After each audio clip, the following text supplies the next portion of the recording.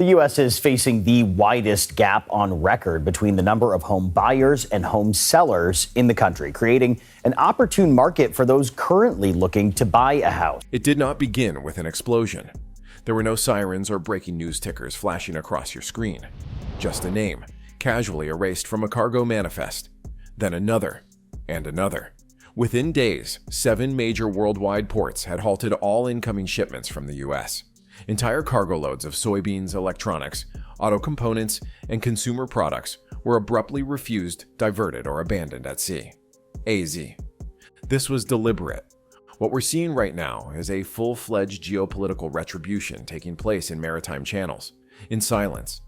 This is economic warfare without any missiles launched. The invisible blockade is clogging the arteries of global trade, and the consequences are already being felt in American ports, rail yards, warehouses, and store shelves. As of June 9th, 2025, it is not simply the Port of Los Angeles that is devastated. From Long Beach to Savannah, Oakland to New Jersey, blank sailings are stacking up. The container ships just don't appear. And this is only the beginning.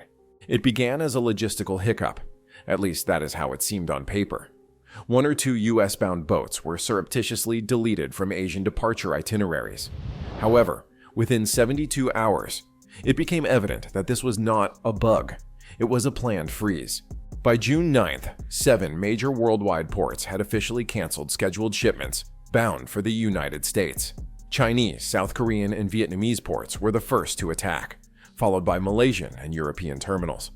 Container ships destined for America were either turned away at the pier or left empty. What they canceled was more than simply freight. They revoked confidence. Back home, the impacts were immediate. At the Port of Los Angeles, 8 vessel arrivals slated for early June were canceled, with no replacements given. That's more cancellations in 2 weeks than the port received in the entire year of 2024. Long Beach and Oakland followed suit, with blank sailings piling up, dock workers standing idle, and cranes remaining still. Ports in Savannah and New Jersey claim that Asian carriers have either removed ships mid-voyage or refused to accept new bookings. This left thousands of containers stuck, containing electronics, clothes, machine components, and food supplies that were no longer on their way. Ocean carriers used a sanitized term, blank sailings. But for exporters and importers across America, the message was cruel and clear. Your cargo is no longer welcome. It is not a delay when 7 of the world's busiest ports cancel cargo from a single nation at the same time. This is a message. The global supply chain has just put the United States on wait, and there's no assurance the line will be picked up again. While American authorities sought to determine why ships were vanishing from port schedules, China had already moved on. In a startling shift in trade alignment, Chinese purchasers began terminating agricultural contracts with the United States and replaced them almost immediately with Brazil. For decades, American soybeans were a key component of U.S.-China commerce. Every week, massive quantities departed California and Gulf Coast ports, feeding Asia's animals and generating billions of dollars in export earnings. However, in 2025, all it needed was a 10% retaliatory tariff from Beijing to slam the brakes. Agricultural economists warned it may cause damage, but they didn't expect a total shutdown. By early June, California's ports, which had previously been humming with grain trucks and silo transfers, were almost silent. Long rows of train carriages lay motionless, their contents undisturbed. Shipments scheduled months in advance were now stopped or canceled outright. And the most painful part, China did not hesitate. Brazil's farmers quickly stepped in to fill the void, delivering not just cheaper grain, but also less political ties. This was not only a policy decision, it was a redesign of trade routes. The transition did not end with soybeans.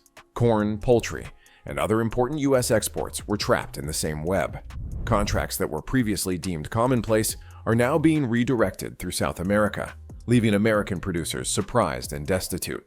Some are desperately looking for methods to transfer products through Mexico or Canada to avoid tariffs. Most are watching helplessly as the lanes they previously ruled go away. And with that, one of America's most dependable exports was replaced. Not because of the drought, not due to demand. However, due to a diplomatic dispute that spilled onto the cargo decks, Brazil gained control of a market that the United States formerly claimed as its own. The turmoil was not limited to ships. As the maritime lanes closed, the rest of the global supply chain followed suit. What started at the ports swiftly extended to the plains. By eliminating the exemption for modest-value air shipments, a torrent of American-bound e-commerce cargo, electronics, clothing, and light machinery was virtually halted overnight.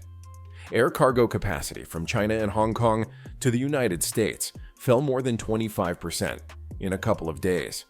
Direct flights that formerly transported critical items for internet shops and technology companies were grounded or canceled.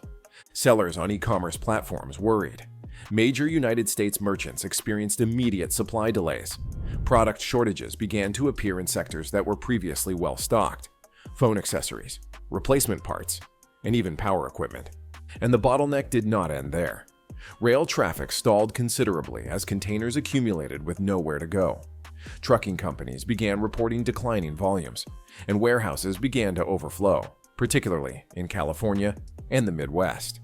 With nowhere to ship and no delivery dates to follow, several facilities simply stopped accepting new freight. This was not a supply chain issue. The supply chain was frozen. The arteries of global business have become brittle, splitting under the weight of a trade war resulting in tariffs and terminal delays. Ocean carriers began reducing capacity, completely eliminating ships from their itineraries. Trains remained idle. Trucks were parked. For the American economy, this meant one thing: paralysis. There was no cyber attack, worldwide epidemic, or natural calamity, just a policy shift and a wave of reprisal so strong that it cut the key pathways that kept the globe moving. As shipping timetables collapsed and trade avenues disappeared, fear spread across American firms. From agriculture co-ops in Iowa to machinery manufacturers in Ohio, businesses that previously ran like clockwork were paralyzed, with no backup plan. Midwest equipment manufacturers, who rely on consistent shipments to Asia and Europe, started reporting stopped orders. Farm gear that should have been put aboard departing ships was now languishing in warehouses, collecting dust. To avoid duties, several exporters rerouted their goods through Canadian or Mexican ports. However, such choices are fewer, more expensive, and increasingly congested. Steel shipments were also adversely affected. With overseas purchasers pulling back, U.S. manufacturers were forced to make a difficult decision: keep the inventory or sell it at a loss domestically. Many chose the latter simply to free up space and cash flow. And it didn't stop there. Retailers throughout the country began to face terrible uncertainty. With supply chains disrupted, furniture merchants, appliance dealers, and vehicle dealerships began quoting consumers at 3 different price points. One if the item arrived tariff-free, another if tariffs were levied mid-shipment, and a third if the purchase was canceled entirely. No one could make any promises. There's no pricing, no delivery date, nothing. The rippling effect was quick. Expansion plans were abandoned. Hiring freezes came into effect. Some small enterprises cut jobs to keep alive. Others shuttered their doors completely. This was not about low sales. It was about unpredictability. Businesses couldn't stock stores, complete contracts, or plan 3 months forward, much alone a whole fiscal year. The U.S. economy depended on movement, but when trade channels collapsed and retribution escalated, businesses were stuck in place. And in that quiet, the system's weaknesses were not just revealed, but were breaking wide open. For most Americans, the first indication of a catastrophe did not come from headlines or shipping data. It came off the shelves. Initially, it was subtle. There are a few missing electronics at big box shops, a delay in receiving a new part for your automobile, a backorder notification for the new refrigerator. However, as blank sailings increased and air freight dried up, the warning signs were clear. Product availability was plummeting in real time. Home improvement businesses began reducing inventories on essential equipment such as power tools and HVAC systems. Prices for computers, headphones, and game consoles increased at electronics retailers. Even vehicle businesses were taken off surprise when basic parts like filters, brake pads, and sensors were unavailable. These are not luxury items. These are everyday necessities, and when they disappear from the shelf, families notice it instantly. What is the worst part? Prices did not merely increase, they varied dramatically. A product that was available 1 week may go out of stock the next, only to reappear at a 20% higher price. Consumers experience whiplash and powerlessness. For merchants, it resulted in mayhem. Inventory managers couldn't plan, buyers were unable to budget, and business owners, already struggling with inflation and labor expenses, were losing consumers who couldn't locate what they needed or afford it when they did. An industry analyst stated bluntly, "We're not merely running out of parts, we are running out of lanes." With no apparent road to settlement, consumers are suddenly trapped in the crossfire of a trade war they didn't want for, paying more for less, waiting longer, and wondering why shelves that were once full are now battlegrounds in a global economic conflict. This issue is unprecedented, not just in terms of the number of cancellations, but also in terms of their coordination. This isn't just one country exercising its might. It is a worldwide trend, a covert but determined effort to cut the United States off from the flow of international trade. Southeast Asian ports have begun to deprioritize US-bound shipments. This means American cargo are loaded last, if at all. Exporters in Singapore indicate that their bookings in the United States are being moved to standby status to make way for higher priority contracts with European or regional partners. To avoid regulatory problems, Vietnamese airlines intentionally route products toward non-US destinations. Meanwhile, across the Atlantic, European airports are discreetly delaying customs clearance for American products. Delays might last hours, days, or even weeks. It's not a formal blockage, but the consequences are the same: uncertainty, backlog, and deteriorating reliability. Even in the United States, ports are responding.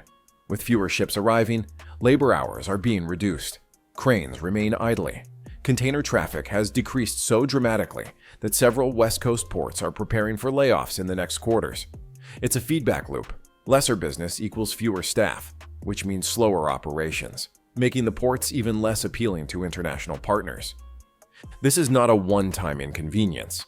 It is a structural reconfiguration, not triggered by a pandemic or a fuel crisis, but by a breakdown in confidence.